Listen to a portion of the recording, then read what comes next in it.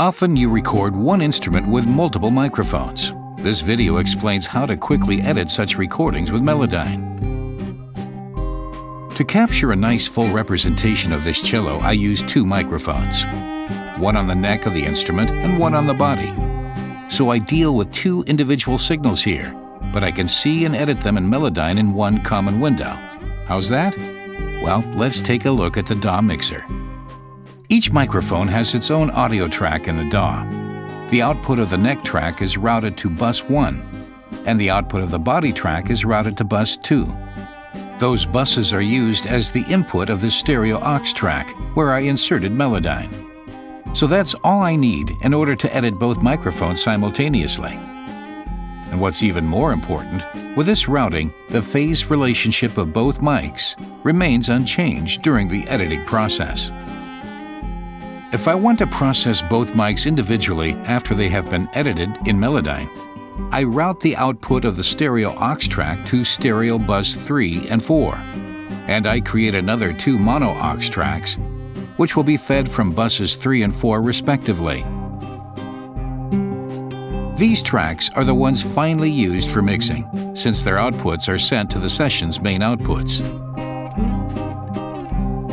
Now everything's prepared for a little touch-up work on this cello phrase.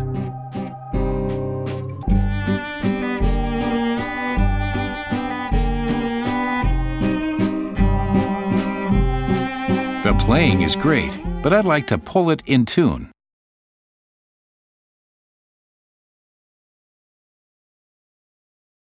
Let's take a listen.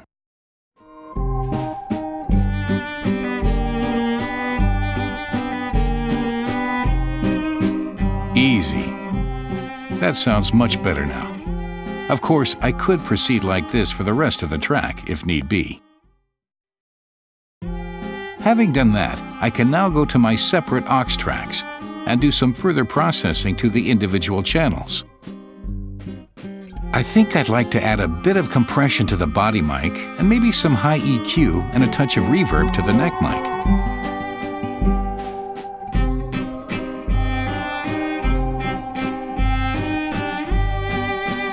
Of course, this is just one example of the almost limitless possibilities available with this process. If I need to, I can easily repeat this process with my multi-mic'd guitar tracks as well. Try this technique on any source recorded with a pair of mics, drum overheads, vocal groups, you name it. In this tutorial, you have used Pro Tools as our DAW, but the same technique can be used in virtually any DAW. Logic Pro,